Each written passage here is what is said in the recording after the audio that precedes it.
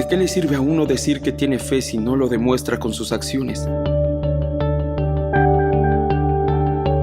No solo escuchen la palabra de Dios, tienen que ponerla en práctica.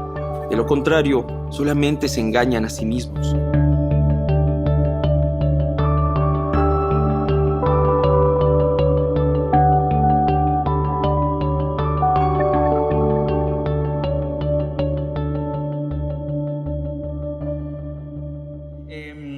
Y es una serie que a mí particularmente me tiene emocionado porque en alguna manera Dios quiere conversar con nosotros. Yo quisiera animarles a que cada uno pueda poner en perspectiva y hacer esta pregunta. Uno puede hacerla: Dios, ¿qué quieres enseñarme en Santiago? El hecho de que Dios te haya dado Santiago como un regalo implica decirle: Dios, ¿qué quieres enseñarme en este libro de Santiago? Así que los invito a que podamos concentrarnos. ¿De qué vamos a hablar? Va de la siguiente manera.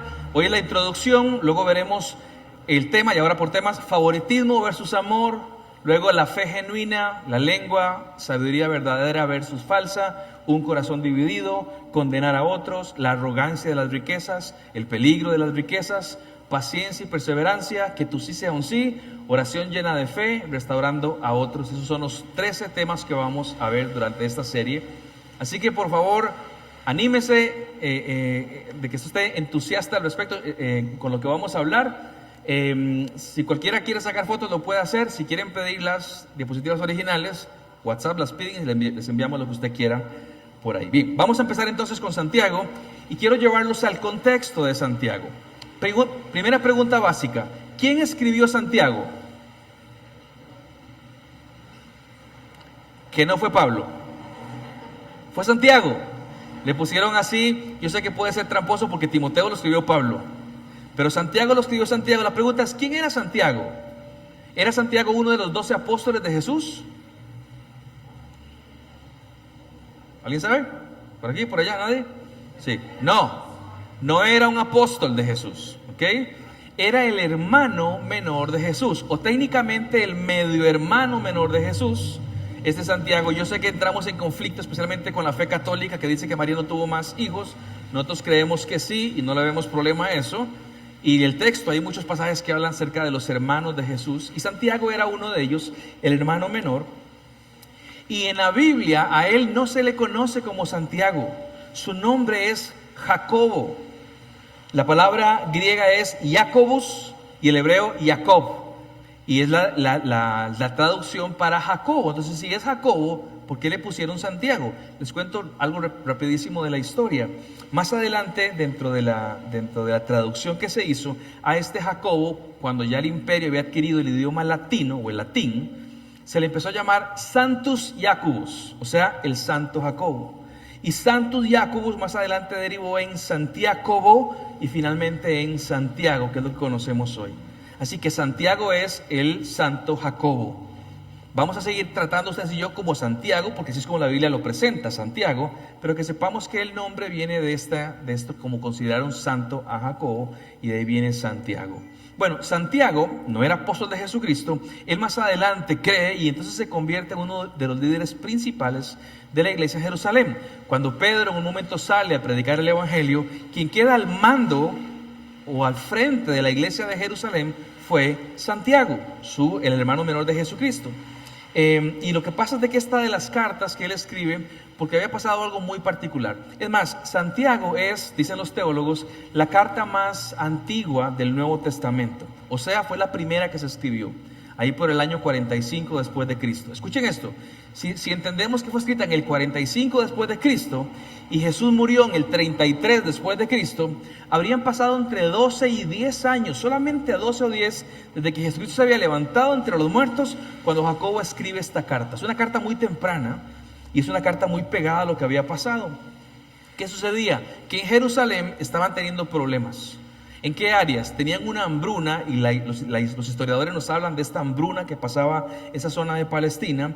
Número 1, hambruna. Número 2, tenían una pobreza extrema, los de Jerusalén. Así que eran pobres hasta la médula y con hambre encima. Y como tercero, como si no fuera poco, empezaron a sufrir una persecución. Y esta persecución no era del Imperio Romano, eso vendría décadas después. Era de los mismos judíos que veían a sus hermanos judíos, comillas, cambiarse al cristianismo y a empezar a decir, no es a través del judaísmo, es a través del cristianismo, y empiezan una persecución. Entonces, muchos de ellos, pobres hasta la médula, con hambre y perseguidos, decidieron irse de Jerusalén a buscar nuevos horizontes. Y yo no sé si habrá aquí gente que son inmigrantes, que vienen de otro país, pero no siempre la inmigración te trae una mejor vida. Para muchos es complicado salir de su situación difícil en una situación desconocida completamente. Así que están ellos ahora en medio de estas crisis que tienen, buscando cómo desarrollarse. Santiago, que se quedó en Jerusalén, dice: señores, quiero escribirles una carta a ustedes, los expatriados, la gente que está lejos, esto es para ustedes. Y vean lo que dice el texto 1:1, capítulo 1 y verso 1. Yo, Santiago, esclavo de Dios y del Señor Jesucristo, escribo esta carta a las 12 tribus. ¿Quiénes son las 12 tribus? ¿A quién hace mención cuando dice 12 tribus? ¿O a qué le suena 12 tribus? No sé si ustedes recuerdan, pero la nación de Israel estaba dividida ¿en qué? En 12 tribus. Así que esa es una forma de decir: escribo esta carta a los israelitas, a las 12 tribus. Los creyentes judíos que están dispersos por el mundo, reciban mis saludos. Este es un abrazo que Santiago va a lanzar a la iglesia que está expatriada por persecución, por hambre y por pobreza. A decirles: desde aquí quiero darles un mensaje a ustedes, quiero animarlos a lo que va a pasar. Ahora, ¿cuál es el tema de esta carta? Intenté resumirlo con 2 párrafos, así que quiero compartírselos. El primer párrafo como resumen es este: mis hermanos, imagínense Santiago hablando con la gente que está lejos. Mis hermanos, yo sé que están en dificultades y que lo normal en las dificultades es, comillas, sobrevivir. Pero yo les muestro un mejor camino, y es crecer en medio de las dificultades. Así que quiero recordarles la fe en la que han creído y cómo se mira esa fe en medio de las crisis. Hermanos, pongan en acción su fe, ahora es cuando.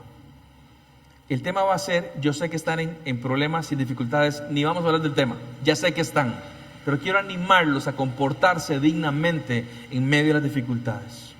Otra forma de verlo es la siguiente: sí, cristianos, la salvación la obtuvimos por gracia mediante la fe en Jesucristo, pero no piensen que eso no genera cambios en nosotros. Las obras son algo que dejamos ver lo que internamente pasó en nuestras vidas. Pongan en acción esa fe que tienen, que la gente los mire aún en medio de las crisis y conozcan a Dios por nuestro mensaje y por nuestro testimonio. Vean, y les cuento a todos un par de cosas rápidas. La primera es: seguir al Señor cuando todo marcha bien es muy, pero muy sencillo. Todo está bien, Dios te amamos, el Señor, todo está bien. Pero le agrego el elemento crisis y ahí empiezo a decir: ay, Dios, ¿qué pasó? Bueno, ahí es el momento para demostrar nuestra fe. Eso es lo primero, es una demostración de nuestra fe en obras en medio de las crisis. Y lo segundo es que yo no sé si todos aquí en la sala comparten la fe cristiana o no, o si todos somos seguidores de Cristo Jesús o no. Si usted no es un cristiano de verdad, lo que Santiago va a decir es una locura absoluta. Eso es imposible hacerlo, imposible. Y no es que el cristiano sea más poderoso que el no cristiano, es que el cristiano tiene el Espíritu de Dios en su vida, y el Espíritu de Dios le da la capacidad para hacer lo que antes no podía hacer. Nadie saque pecho diciendo: yo sí puedo. No, usted no puede. Pero si estoy en Cristo, Él a través de mi vida puede hacer lo que yo solo no puedo hacer. Por eso es tan importante que examinemos nuestra vida y decir: yo soy un verdadero hijo de Dios, un cristiano. Y esto lo he dicho hasta el cansancio: cristiano no me hace porque vengo a un templo cada fin de semana. Es una conciencia de que soy un pecador, una preocupación ante ese pecado, porque el pecado, la paga del pecado es muerte. Pero cuando yo derramo mi vida a Jesucristo en arrepentimiento de pecados y mi fe puesta en el Señor, entonces tengo vida eterna. Así que es bueno que nos examinemos, porque lo que Él va a proponer, Santiago, es una locura si no tengo a Cristo Jesús en mi vida. Dicho esto, les hago la pregunta. Santiago va a hablar de crisis y la pregunta es: ¿dónde está Dios en medio de tus crisis? O podría replantear la pregunta: ¿dónde pones a Dios en medio de tus crisis? Por eso recién dije, cuando todo marcha bien, el Señor es genial, el Señor es buenísimo, voy aquí y pongo en las redes sociales, aquí el Señor, y es buenísimo porque me permitió. Pero luego estamos en crisis, lo que no publicamos nadie, que la crisis no se publica. ¿Dónde pones a Dios? ¿Aún sigue siendo lo máximo en tu vida? ¿Aún lo seguís abrazando? ¿Lo estás buscando o te olvidas de Él? ¿O lo acusás de lo que nos pasa? ¿O nos resentimos con Él? ¿A alguien le ha pasado esto alguna vez? ¿Alguien se ha resentido con Dios? Unos cuantos. ¿Se han enojado con Dios? ¿Le habremos levantado el puño a Dios? Dios, si existís, si existís. Bueno, esa es la pregunta de Santiago. ¿Qué haces con Dios cuando estás en crisis? Y lo que te va a decir es: pon en acción tu fe. Lo que hoy crees, si verdaderamente lo crees, no va a ser diferente mañana cuando te haga la crisis. Va a ser lo mismo y caminaremos bajo los mismos principios. Ahora, Santiago no es tanta teología y doctrina, pero sí es la práctica de esa teología y de esa doctrina. No nos va a enseñar cosas que uno diga: yo no sabía eso. Posiblemente ya lo sabías, pero nos va a recordar cómo es que se vive como un verdadero cristiano, aún en medio de la prueba y de las crisis. Y uno de los vocablos que son famosos, digamos, en el idioma que él escribió, recuerden que él no escribió esto en español, lo escribió en griego. Y uno de los vocablos que él va a utilizar una y otra, hasta 5 veces, es la palabra teleios. Y esa palabra, la había explicado en algún momento, significa madurez e integridad. Algo de lo que yo creo todo cristiano debería anhelar. Yo quiero ser maduro e íntegro. Vean que ninguna palabra habla de perfección, de que no peco. Pero madurez dice: ya yo sé controlar mis emociones. Yo me puedo controlar y soy íntegro porque hay un mensaje que sigo, o que creo, y que sigo. Y que aun cuando yo caigo y peco, el mensaje me dice: levántese y pida perdón. Y me levanto y pido perdón y sigo caminando. Teleios es algo que todos deberíamos de anhelar, señores y señoras. Yo quiero ser maduro y yo quiero ser íntegro. Santiago te lo va a decir: esa madurez e integridad se verá o está en tu fe interna, pero se va a manifestar. Si es verdadera, se va a manifestar en lo externo. La gente se va a dar cuenta. ¿Y saben cuándo es el mejor momento para que la gente se dé cuenta de nuestra fe interna? En las crisis y las pruebas. ¿Cómo manejamos tus crisis? Estoy con el Señor. ¿Y vos cómo es con las tuyas? Estoy con el Señor. Santiago te va a decir: las dificultades son oportunidades para desarrollar esa madurez e integridad. Vean, y si Santiago quería consolar, animar, exhortar en amor a estos que estaban en dificultades, déjame decirte hoy: déjate consolar, déjate animar, déjate exhortar por Dios en amor a través del regalo de la carta de Santiago que Él nos da en su palabra. Así que estamos listos para que Dios nos pueda confrontar referente a nuestra madurez y a nuestra integridad en el libro de Santiago. Vamos a ir al capítulo 1. Yo voy a proyectar cosas, pero si tenés tu Biblia, adelante. Hoy voy a estar leyendo en versión Nueva Traducción Viviente, pero puedes seguirla con tu versión sin ningún problema. Y quiero arrancar de la siguiente manera. Santiago ya dice: señores, esto es para ustedes, las 12 tribus, los expatriados, saludos a ustedes. Y arranca de la siguiente manera. Versículo 2. Amados hermanos, perdón que sea majadero en esto. La palabra hermanos implica una comunidad de fe. Es gente de iglesia. Él está hablando a gente que pertenece a la iglesia. Amados hermanos, cuando tengan que enfrentar cualquier tipo de problemas, considérenlo como un tiempo para alegrarse mucho, porque ustedes saben que siempre que se pone a prueba la fe, la constancia tiene una oportunidad para desarrollarse. Así que dejen que crezca, pues una vez que su constancia se ha desarrollado plenamente, serán perfectos y completos y no les faltará nada. Si necesitan sabiduría, pídansela a nuestro generoso Dios y Él se la dará. No los reprenderá por pedirla. Cuando se la pidan, asegúrense de que su fe sea solamente en Dios y no duden, porque una persona que duda tiene la lealtad dividida y es tan inestable como una ola del mar que el viento arrastra y empuja de un lado a otro. Esas personas no deberían esperar nada del Señor. Su lealtad está dividida entre Dios y el mundo. Son inestables en todo lo que hacen. Déjeme comentar eso que acabo de leer. Son 3 párrafos grandes, pero permítame comentar algunas cosas. Santiago arranca diciendo: amados hermanos, cuando tengan que enfrentar cualquier tipo de problemas. Me genera un poquito de problema esto, porque si yo hubiera escrito Santiago, yo en vez de cuando, hubiera puesto sí. Si tienen que enfrentar cualquier tipo de problemas, esto es lo que hay que hacer si les llega a pasar. Santiago no pone un sí condicionante. Él pone un cuándo. ¿Qué es lo que él está diciendo con esa palabra? Van a pasarlo. ¿Sí? Esto va a pasar. Ahora, cuando pase, porque va a pasar, quiero contarles qué hay que hacer. Pero esto va a pasar. Cualquier adulto mayor de 40 años te puede decir si es cierto. O sea, las dificultades llegan a nuestras vidas. Y si me pongo un poco más negativo, cualquier persona de 30 para arriba te lo va a decir. Todos, creo, hemos tenido que experimentar algo amargo en nuestras vidas. ¿Es cierto eso que acabo de decir? Usted me dice, no, Esteban, yo tengo 45 y hasta el momento todo bien. Voy pero navegando fantástico. Si es así, cuénteme qué hizo. Pero la regla no es esa. Usualmente es, todos hemos tenido que pasar. Cristianos, ¿por qué nos asombramos cuando esto pase? ¿Por qué tenemos el pensamiento de decir, Dios, ¿y por qué a mí?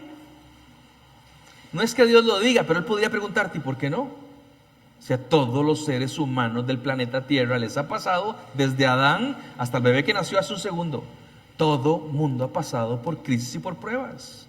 ¿Por qué aún nos seguimos sorprendiendo del Señor? ¿Por qué me pasó esto? Aquí no voy a ahondar en el tipo de prueba. Hay pruebas que tengo o crisis que tengo porque vos te metiste en esa crisis. Por jupón que fuimos, porque había un principio que no seguimos, te metiste ahí. Y luego están las otras que simplemente pasan. No quiero ser demasiado simplista, porque así es la vida. Vivimos en un mundo caído. Y Santiago te lo va a decir, vean, cuando pase, porque va a pasar, no te sorprendas de que pase. Ahora, cuando pase, aquí viene la parte contradictoria, la parte que uno dice, ¿de qué estás hablando, Santiago? El texto dice, considérenlo como un tiempo para alegrarse mucho. Yo digo, nada que ver, nada que ver. No sé si fue un error de traducción. Y la respuesta es no. Santiago está hablando en serio cuando dice, en ese momento de crisis, de dolor, de padecimiento, considera este momento, este tiempo, para alegrarte mucho. Santiago no está proponiendo que vos digas, ¿cómo me duele? Ja, ja, ja. No está proponiendo eso. Lo que propone es que el dolor que es real y que siento, la angustia, lo que sea que sintas, o lo que te esté pasando, hagas una pausa a tus sentimientos, conectes tu cerebro y consideres. La palabra consideración implica el ejercicio del cerebro. Hacer una pausa y pensar en lo que está pasando en este momento. Considerar significa reflexionar con atención y detenimiento para formar una opinión de algo. Los problemas son malos, se acabó. No, momento, pensemos. Pensemos si realmente son malos. Dígame si usted es una persona más madura o menos madura por las crisis que ha vivido. Se las pregunto en serio. ¿Puede recordar alguna crisis que usted diga, pasé por esa crisis y me hizo crecer y madurar? Yo no los voy a cansar contando mis experiencias, pero yo soy el hombre que soy, para bien o para mal, pero la parte positiva ha sido por el montón o por los golpes que yo me he llevado en la vida, lo que me ha dolido, lo que me ha hecho llorar. Y Santiago dice, apuntémosle a eso. No que el momento lo disfruté, porque no somos masoquistas, no se disfruta el momento, pero en el proceso es que uno empieza a crecer y consideren eso, que es lo bueno que podemos sacar. Vean la prueba, no se dejen llevar por el impulso emocional normal e inmediato. Contrólense y consideren, piensen qué es lo que está pasando. Hay gente aquí impulsiva, unos cuantos, ¿sí? Hay como 3, no creo que sean 3, pero está bien. Le cuento rápidamente a los impulsivos. Ustedes tienen un trabajito extra que hacer. Porque la consideración implica que ese impulso que yo tenía para enojarme, para estallar, para reclamar, para golpear, para lo que sea, es decir, contrólelo. Y es momento para considerar. Y ahí mientras tanto estoy diciendo, Señor, ayúdame con mis emociones, no quiero actuar. Y de pronto alguien me dice, tuve un problema con mi esposa, me divorcio hoy. No es momento para hacer nada. Es momento para considerar, es momento para pensar. Alguien me lastimó, voy de frente. No es momento para vengarse, es momento para considerar. Piense, por favor. Repito, la consideración es un ejercicio del cerebro. Piense, porque hay algo en ese tiempo que te puede generar alegría. Ahora, vean que el texto no dice alegría ahorita. Dice que es algo para alegrarse. Yo veo atrás, repito, no voy a cansarlos con mis ejemplos, yo veo atrás una experiencia X que tuve hace 22 años Y yo digo, Señor, gracias por haber pasado por ese valle de sombra de muerte en el que te levanté el puño y te reclamé y te saqué en cara todo lo que hacía. Gracias por no cansarte conmigo y por permitirme vivir esa experiencia, porque esa experiencia me hizo crecer y madurar. Y hay un montón de cosas en mi experiencia que ese momento difícil hoy me están ayudando. Gracias, Señor. Yo creo que todos tenemos alguna experiencia similar al respecto. ¿Qué podemos sacar? Piensen de esta prueba. Eso es considerar. ¿Y qué hay que considerar? Bueno, consideramos primero que con la prueba siempre viene el dolor. No es una prueba que uno dice, qué linda prueba, cómo la estoy disfrutando. Eso no pasa, son pruebas difíciles. Y en el dolor algo pasa con el ser humano. El ser humano promedio en el dolor empieza a pensar diferente. Su mente es receptiva como antes no era receptiva. Y de pronto un día yo me cansé de hablar con Manuel y él estaba entre ceja y ceja que no era así. De pronto un día es golpeado por la crisis y ahora inmediatamente es como una esponja y empieza a decir sí es cierto. Y algo pasa naturalmente en el ser humano en medio de la crisis. El dolor saca a flote cosas que de otra manera no veríamos, cosas en las que podemos trabajar. Repito, la alegría no está en el dolor, sino lo que podemos sacar de ese dolor. ¿Del dolor puede salir algo bueno? Santiago te va a decir que sí. Vean lo que dice el verso 3. Porque ustedes saben que siempre que se pone a prueba la fe, la constancia tiene una oportunidad para desarrollarse.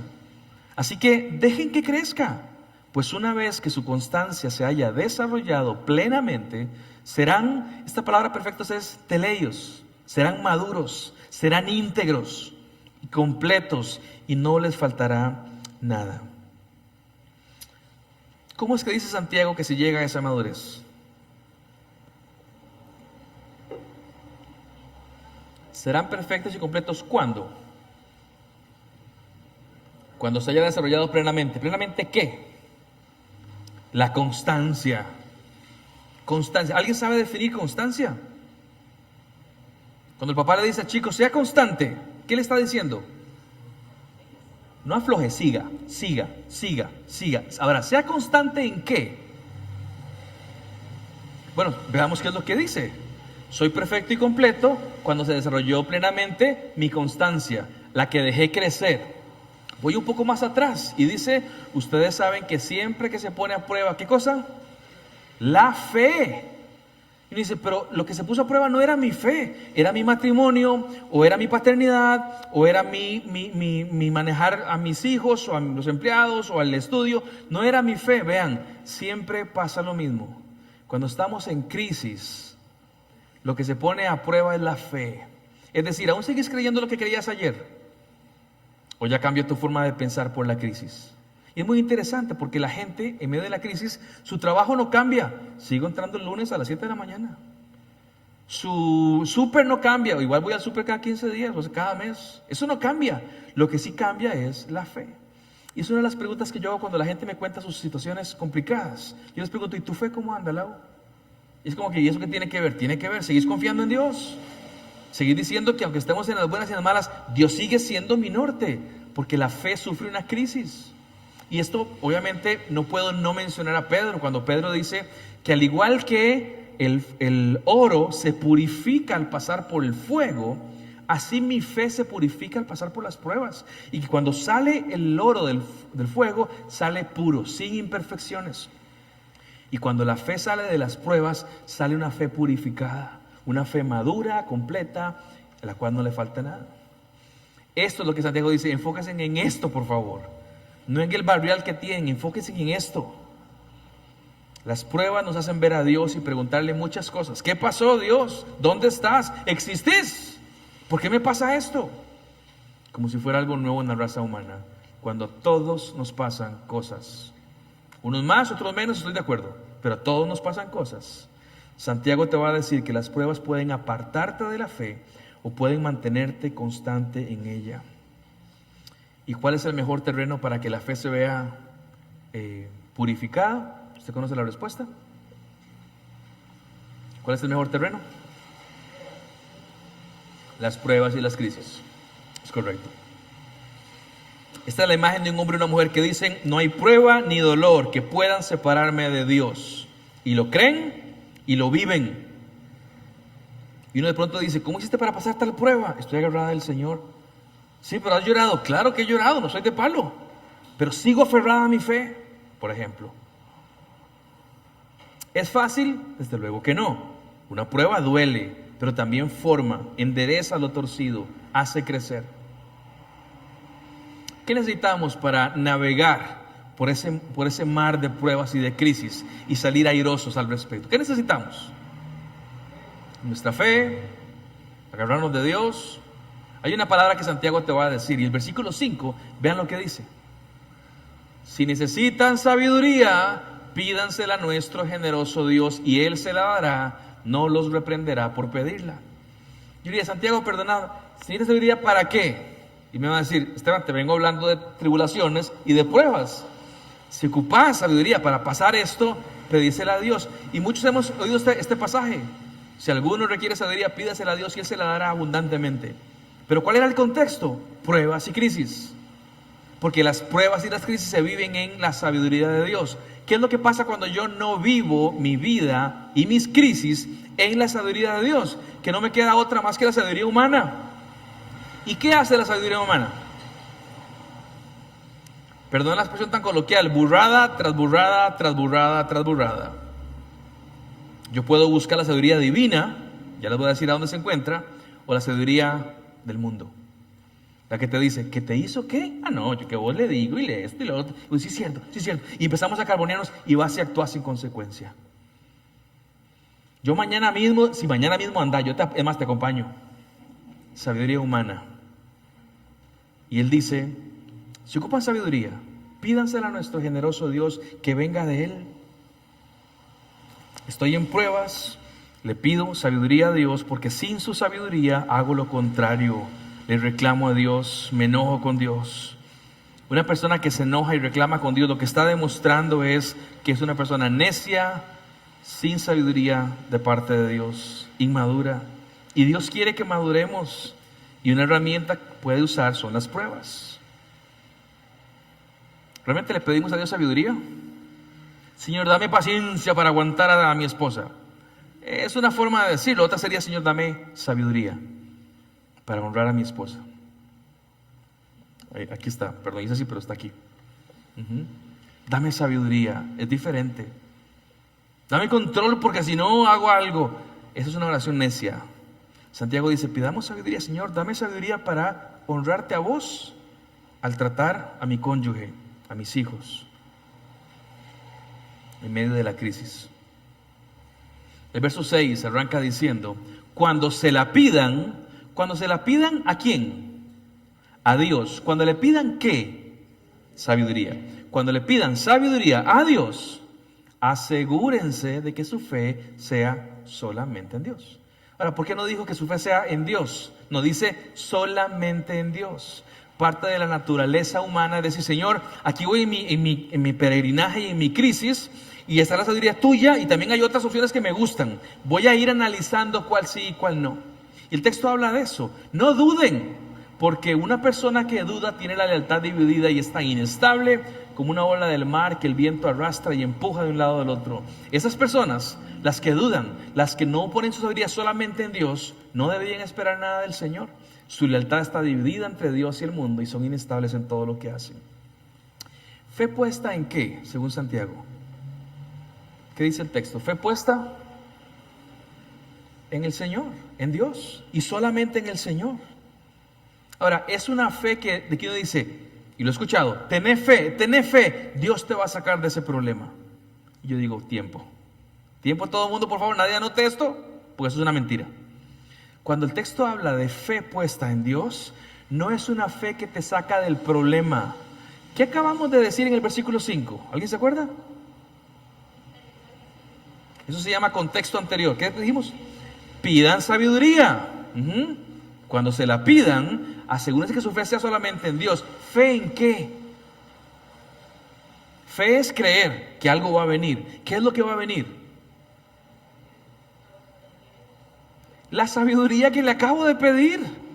No es que me va a librar del problema, es que me da sabiduría para yo meterme en el problema y caminar por el problema con sabiduría. Vean, hay problemas que uno tiene en su vida.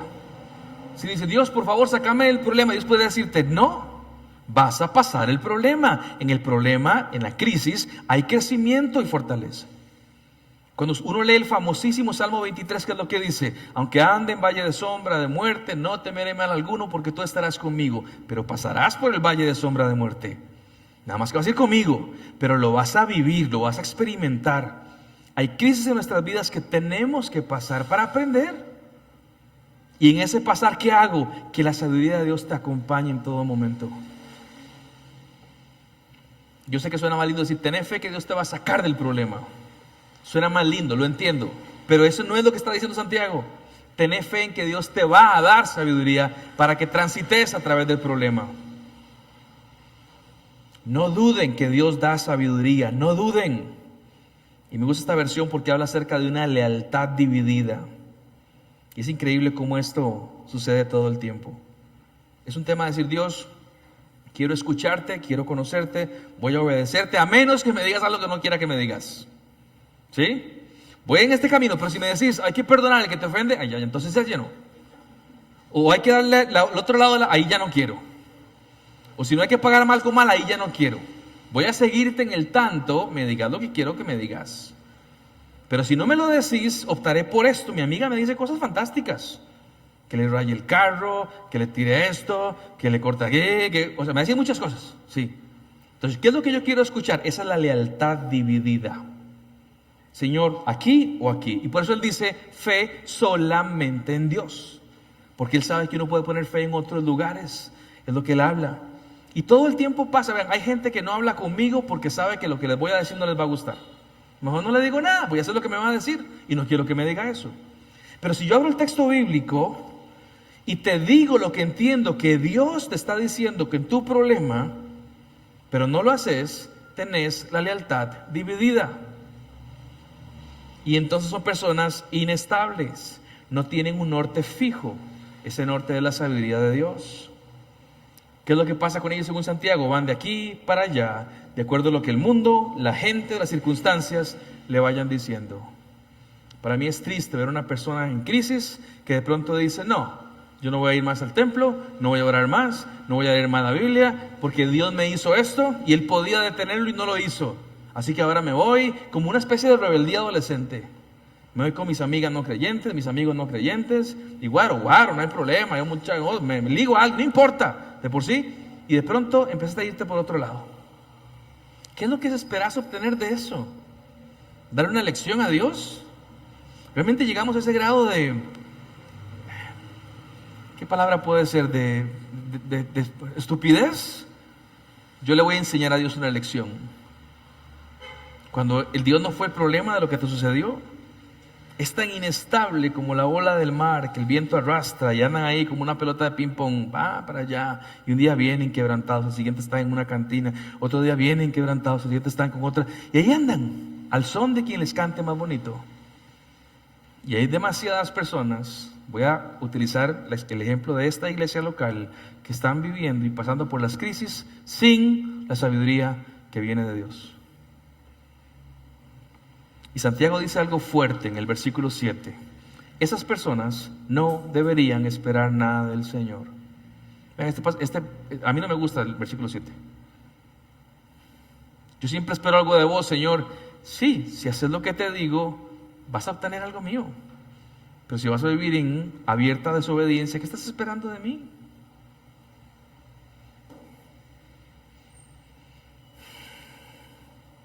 No esperen nada de Dios si no van a hacer lo que Dios les manda en medio de las crisis. Vas a ser una persona inestable en todo lo que haces. ¿A quién le decía esto Santiago? ¿Quién era su público? ¿Alguien se acuerda? Las tribus, que sería como el pueblo de Israel. ¿Y quiénes eran ellos? ¿De dónde salieron ellos? Lo dije en el contexto. De la iglesia de Jerusalén. Eran gente de iglesia como vos y yo. Gente que decía amar a Dios y seguir al Señor. Y sabiendo que hay gente que dice amar a Dios y dice seguir a Dios y no vive sus crisis con sabiduría, al menos no divina, sino humana. Atentos todos. Ya casi voy a terminar. Ahora sigamos leyendo. Versos más adelante, el verso 19, Vean cómo habla Santiago. Recuerden cuál es el contexto: crisis, pruebas, verlas como algo que va a salir algo bueno y en medio de todo pedir sabiduría. Bueno, en ese contexto, mis amados hermanos, otra vez con mis amados hermanos, es gente de iglesia, gente que ha confesado a Jesús, son cristianos. Mis amados hermanos, quiero que entiendan lo siguiente: todos ustedes deben ser rápidos para escuchar. Pausa. ¿Por qué dice todos ustedes? Porque él escribe a la gente que está en crisis. Ustedes que están en crisis, pero que son gente de fe, todos ustedes deben ser rápidos para escuchar, lentos para hablar y lentos para enojarse. Los más viejillos nos acordaremos que la versión 60 decía, prontos para oír, tardos para hablar y tardos para irarse. Bueno, pero ¿en qué contexto se dijo eso? Gente que está pasando por crisis. El enojo humano no produce la rectitud que Dios desea.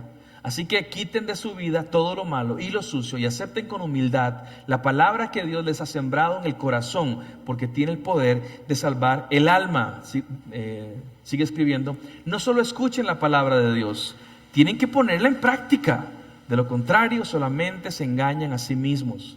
Pues si escuchas la palabra pero no la obedeces, sería como ver tu cara en un espejo.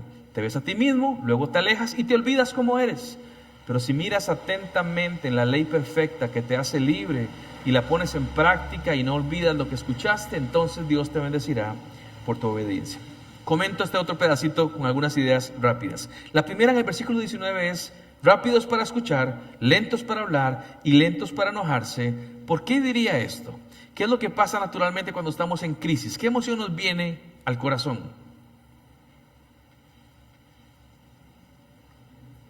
Decepción, ansiedad, enojo.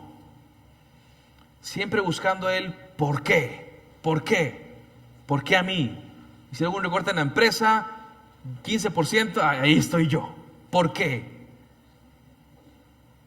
Y eso genera enojo. Santiago sabe eso. Sean lentos para enojarse. Estoy muy enojado, ¿qué es lo que voy a querer hacer ahora?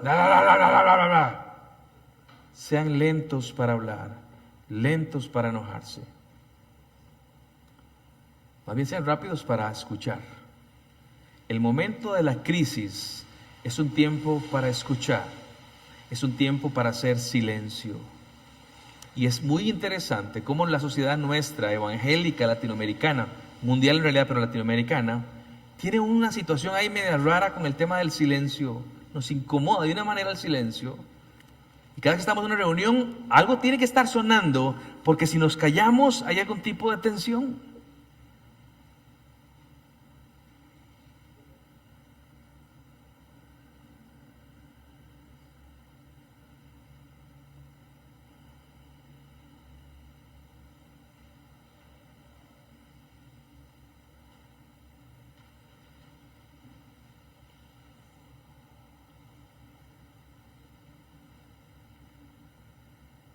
Nos incomoda el silencio.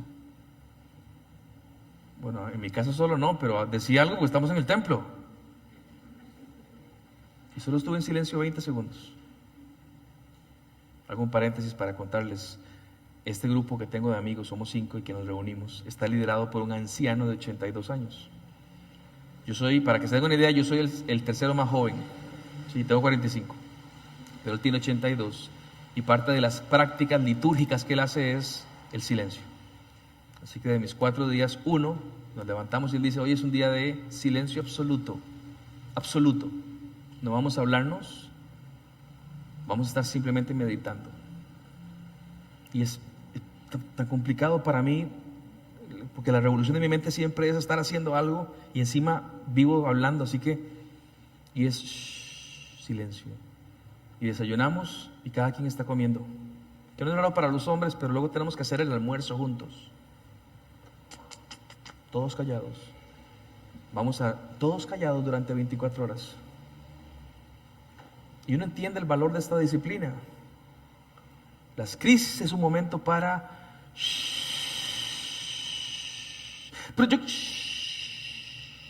pero me siento lento para hablar, lento para enojarse, rápido para escuchar.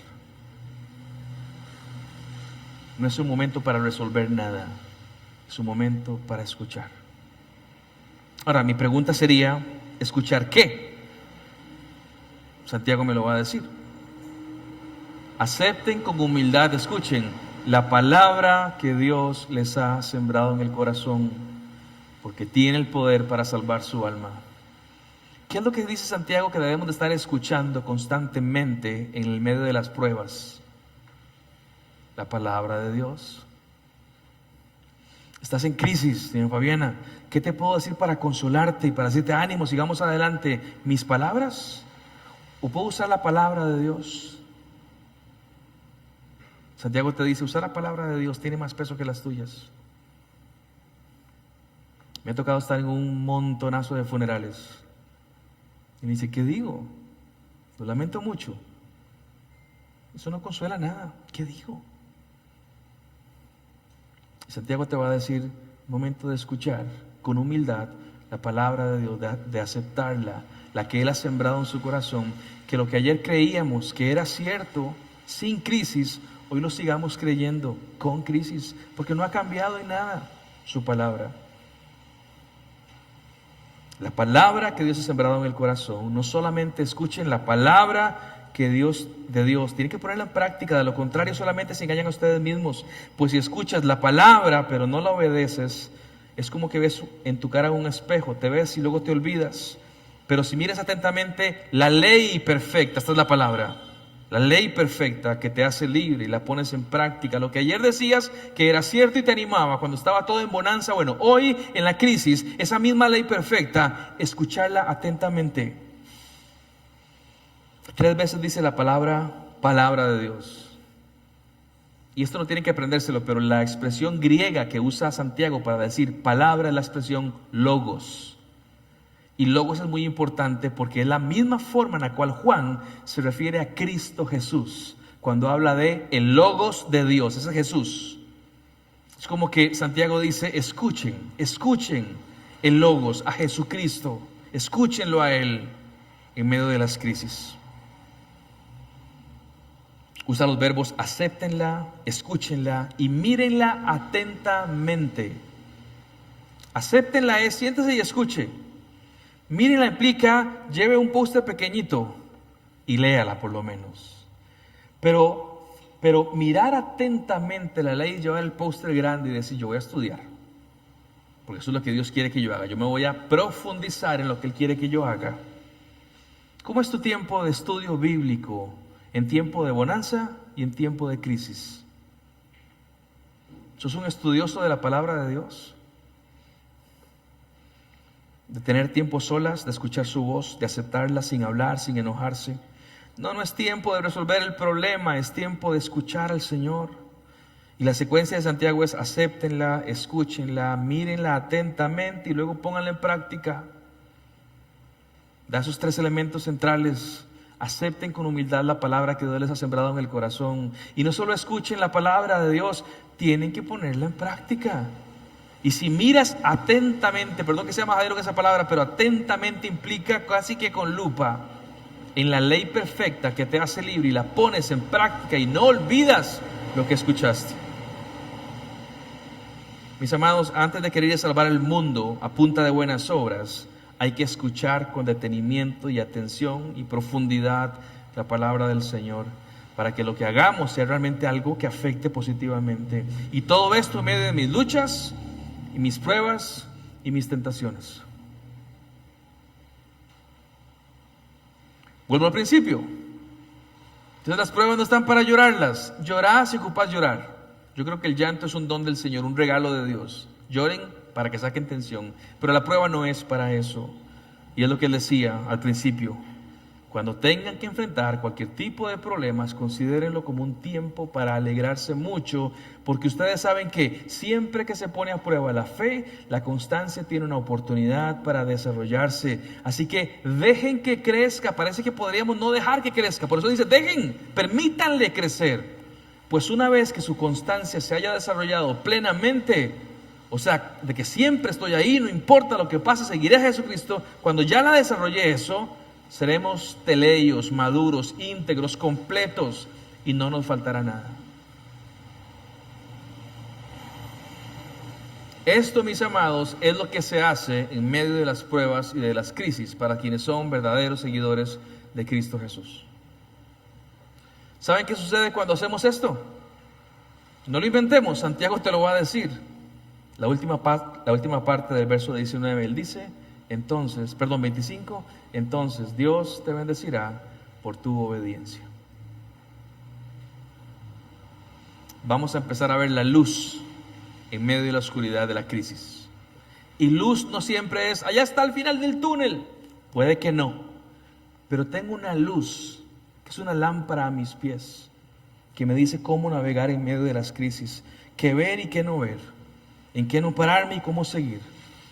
La Biblia compara el ministerio de Cristo como la luz del mundo y compara su palabra como una lámpara a mis pies.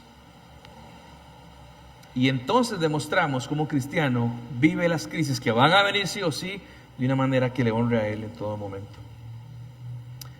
¿Crees que porque estás en crisis no le importas a Dios? Él está interesado en tu vida y te da instrucciones para vivir aún las pruebas y conflictos de una manera que su nombre sea honrado. Y termino con una pregunta. ¿Qué vas a hacer con lo que oíste hoy? Para mí el papel es una excusa nada más, para que vos digas, tengo un papel grande, tengo que estudiar. Tengo un papel pequeño, tengo que leer, por lo menos leer. No tengo papel, debo ir por uno, porque yo también pasaré por crisis. ¿Qué vas a hacer con lo que oíste hoy?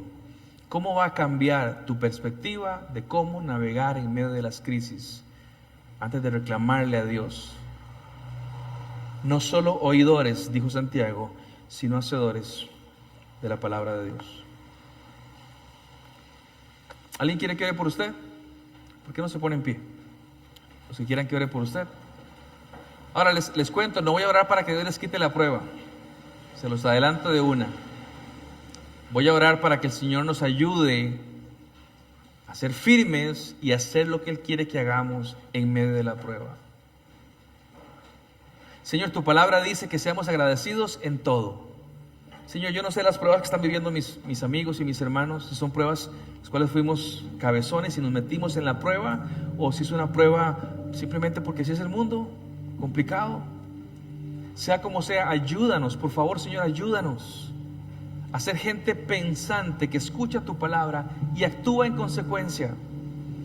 Que consideremos las pruebas como algo para alegrarse, no por el dolor en sí, sino por lo que ella puede traer para mi vida. Y que ya es complicado, y por eso es que buscamos sabiduría divina, no sabiduría del mundo. Y si hay que pedir consejo a personas, buscamos gente que te conozca, consejeros que conozcan tu palabra para un punto de vista. Y que las pruebas las pasamos agarrados de ti, Jesús. Ese valle de sombra de muerte lo pasamos de tu mano, con sabiduría. Y adquirimos sabiduría cuando miramos atentamente la ley perfecta que nos da libertad. Y la aceptamos y la consideramos, meditamos en ella y la ponemos en práctica. Y cuando el texto dice no pagamos mal por mal, no pagamos mal por mal. Y cuando el texto dice perdonamos, perdonamos. Y cuando el texto dice bendecimos al que me maldijo, bendecimos al que nos maldice. Eso es actuar en consecuencia, Padre. Ayúdanos a recordar esto de nuestra fe.